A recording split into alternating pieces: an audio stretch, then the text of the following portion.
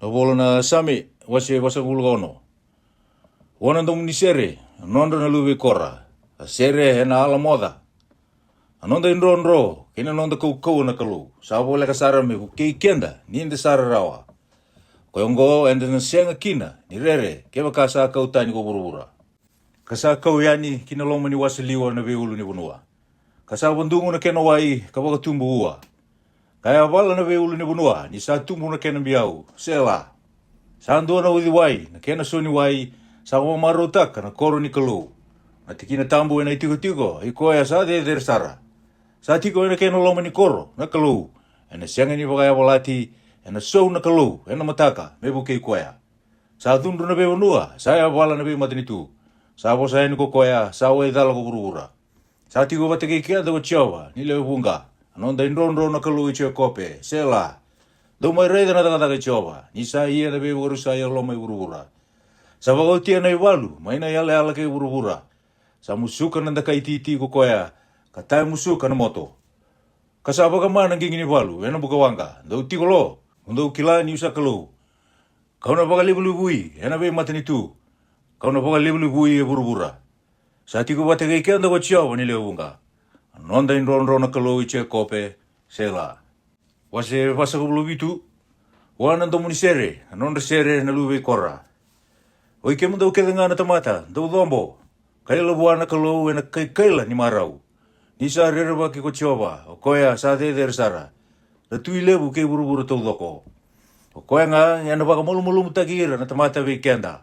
Ke na be matini tu, kina ruku ni avanda. O koya nga ena dingitaka na nonda wota. Na bono binaka sara ichia kope salomano ko koya, sela. Sala ko da kina kalau, ke na kaila. Ko chova ke na rorongo. Ninda bui. Dau sere taka na waka moli buana kalau. Sere taka na baka binaka.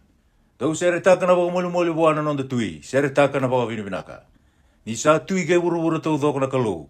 Dau baka binaka na sere na lomo buku. Sa lewa ira na be matini tu na kalau. Sa tiko na kalau na nona tiko tambu. O ira na turanga na be matini tu. Era sa songo ni wata. O ira na nona tamata na kalau ia parama. Isa nona na kalau na isa sambai ke buru. Sa baka libu i dake sara ko koya. Pasi wasang ulo walu. Asame kena sere na nonda na luwe kora. Sa libu ko chiwaba, kame baka pina ka tagi baka libu. Na koro ni nonda kalau, na nona ulu ni bunua tambu. Sa langi sara na kena itiko. Maru taka na kai buru kede. Na ulu ni bunua ko sa iwoni, na sana sandu nu na tokalau. Na koro ni koya na tui libu. Sa kilai ko chiwaba, na kena be bale baka turanga me inronro. Reida, era sa songo ni wata na tui, era lago batayani. Era reida, harangai kinta dala. Era kinroa, kanroa taniani. Saka ni iraki kia na rere. Kini rarawa, me bakana e leo sa taratara. O sa borola ka rawa ngani tasisi. Ena tangi may na tui dake. Me bakar, na kakima mirongoda. Kima mi sa reida, ni bakakina. Ena koro ichioba, ni leo bunga, ena koro ni nonda kalu. Ena baka taunde itaka na kalau, me sianga ni uti rawa, sela. Kei mami ave ina nuyaka, na nomuni alo mana kalau. Na lomani nomuni vali ni soro, me wakana ya tamuni ina kalau. Sa baka kina, na baka binaka me ia, veke muni ka dhawana yale ala kei burubura. Sa sina ina linga muni matau, ena takataka ndondonu, me reki na ulu ni bonua ko sa iwani. Mera marau na mone leo ni chuta, ena huku ni nomuni lewa. Dola ko boli mai sa iwani ka pa boli-bolita. Wilika na kena bei vale dere. Wakareida binaka na kena bai. Wakana numa na kena bei vale wakaturanga. Mandau tukuna kina i tambata mata. Ena muri mai. Nisa nonda kalau katau mundu na kalau ongo. Ena tumberi kia ko koya. Kaya thoba. Na nonda mate. Wase wasang ulua diwa. Wana ndo munisere. Nonda same na lube kora. Dau rongoda na kaongo. Na tamata kedenga. Dau wakatunda linga. Na kaya burura kedenga. Wake mundo wata, na tamata wale kena turanga. Na hutu niau, kena romrua. Ena bosa taka na buku ng sungu. Ia ena baka nanu na elongu, kena kani alumatua. Au na baka lalana dalingangu, kena bosa baka tau wata. Au na tauri waka na nungu imbole. Ena api. Na taba me urera kina, ena singa ni rarawa. Nisa uliti au na nonda takatala, ko era lawaki taki au. O era baka rabi ena nonda kamunanga. Ando kaira hena hukuni nonra iau levu. Sa senga sara indu veira sa bulia rawa na kana. Se sulia rawa buana kalou na kena iboli. Ni sa kandrendre na iboli ni alondra. Asa senga ni rawa ka tau mundu. Kami bula tiko nga kokoya ka senga ni buda rawa. Ni sa kunia kokoya era mate nga na tamata huku. Pasaru sa batatalenga na lia kena tamata sese sara. Kalaiwa na nonra iau veira na tani. Alo manrentina, nina tu nga na nonra vale ka senga ni mundu. Ina nonra tiko, ina tamata kete nga. Era sabo kata na nonra tiki ni bonua, ina nonra nga. Ia na tamata sabo roro taki, sa senga ni tiko dei. Sabo kanga na manu sa rusa, angona nonra wala na lia. Ia sabi na katanga na nonra bosa, ko ira na nonra kawa, sela. Era sa lesi kina bulu me wakana sipi. Ina waka ni ira ko mate. Ena be Italia be ira, ena mataka ko ira na alondondonu. Ena malai talangana nonra kau ena imbulu. E senga kina na kena itiko. Ia na kalau ena bongambula na elongu mena kau ni bulu. Ina kau ti au kokoya, sela. Kakua ni korere ni sa butu ni au mai endua. Ni sa lewu mai na uku ni nona vale. Ni na senga ni kau te ani, endua na ka ni sa mate kokoya. Ena senga ni muri koe sombu na nona totoka. Ni sa bosa boka bina kateki koea ni sa ambula tiko. Nira na boka dau teki iko na tamata ni ko sa thaka bina kape iko. Ena lako na alona kina ita mata ni nona gase. Era na sianga sara ni kunia tale na rarama. Atamata sa boka rogo taki ka sianga ni alo mutua. Sa wakanga na manu era sa rusanga. Wasi 50. Ko koea sa kaukawa na kalou iyo kochiowa sa bosa woti. Asa kadibi buru-buru mai na yasana, sadan rakina na mati ni singa, kaya dhoba na yasana, saan romukina. May sayoni, nakoro langi ndundua nga. Sa sero mai na kalou, ena lako mai na nonda kalou, ena senga ni ngalu. Ena liu tegi koea indua na mugawanga, saan dau kana boli. Ia, sana waka buli ti koea, indua na daware rewaki. Ena kadibi lo malangi mai dhake ko koea, kei buru-buru talenga, mele wai ira na nona tamata ko koea. Do baka songo ni robata, kiwi yau na nungu tamata alo sosawa. O ira, sa ia, na vea la tiki yau ni robaka tambora na isoro. Ia na loma langi, ia na tukuna na nona iwala ndondonu. Ni sa lewana kalau baka teki koe nga. Sela. Do rongaga, na nungu tamata, ni kau na bosa. Ko iko na Israeli, kau na tukuna na nomu dhala. O iau nga na kalau, na nomu kalau. Au na sianga ni huna udhiko, na huku ni nomu isoro. Sena no muisoro kama, ka tu tiko nga e matangu. Auna sianga ni taura indua na pulu makau, mai na nomu vale. Sena me tangane, mai na nomu mbae ni me. Nisa nongu nga na pulu makau kila keda nga, mai na vei kau. Kena pulu makau lasa, mai na vei ulu ni vanua e undolu. Au sa kila e andua na manu buka, mai na vei ulu ni vanua. Kasa nongu na manu kila keda nga ni vanua. Kia waka kau sabi akana, kau na sianga ni tuku na veiko. Isa nongu ko burbura. Kena kakete nga sa sina ikina. Au na kani ali na leo ni pulu makau tangane. Siangu nuwa na ndrani me. Wapaka tamoro buwana kalau. Na waka moli. Wapaka dhora na kwa mbumbulu ikina veikoya. Sa de sara. O masuti au telenga ina singa ni rarawa. Kau na wambula iko. Ia kona waka dhau teki au. Ia ve ira na ibola da. Sa kaya na kalau. Adaba soti ko sa tuku na kina na nongu hunau. Kasada buta talenga yung sumu, na nongu vela lati. Niko sa data tiko, na ibo bubuli. Kasama biuta kinda kumu na nongu bosa. Niko aku nea na dong butako, ko hangga iloma watakaya. Kasabo tayo watake ira na daw elewa. O sa sulia ng sumu, kinakara. Kasa tulia na kalasu na yamemu. O sa tiko nga, kabosa data kikuay na tadimu. O sa kasi tikuay na luwi tinamu. O kaonggo ko akita ka, iya kawang alunga. Ko angay na lumiyaw, may wakateki ko nga. Iya, kau na puno di ko. Katuwa ay matamu na numiwalwala taong ko. Doon na numamanda na kaong ko. O ike mundo sa nguli tawa na kalu. Diyo sa basura ike mundo. Kasi nga yung dua may bakang pula ike mundo. O kaya sa pakatambora. Na baka binibinaka sa pakatadaw tekiyaw. Iya ko kaya sa lewa baka binaka na nunay balabala. Kau na baka rita ka buwa. Nang bula sa may buwa na kalu. O si 52. Wana daw mo ni sere, asami te vita. Ni sa lago mai bua o ne rani na profita, ni sa ravata, kei pali sepa. Yelo mani au mai na kalou, me wakana no muni alo loloma. Me wakana kena lewu, ni no muni alo loloma, muni mbokoda laiwi na nungu i walawalada. Muni baka sabasabata ki au sara, mai na nungu takadala. Kapuya laiwi be au na nungu i walawalada. Ni sa baka tusa na nungu tala indre. Sa tu ngai matangu ena vesinga na nungu i walawalada. Veike muni, iyo, veike muni ndondoanga, kausai walawalada. Kada kabo e matamuni na kada, muni wakandonui ni kemuni sa bosa. Kasianga ni dhala ni kemuni sa lewa. Raida, kaua sudu bata kena da. Kasakune kune taki au kotinyangu, enai walawalada. Raida, kuni sabi na kata na kandina, may na huni alo. Ia, muni wakabuki au, ena tiki na eloma. Muni wakasabasabata ki au ena isopi, kau nangai sabasaba.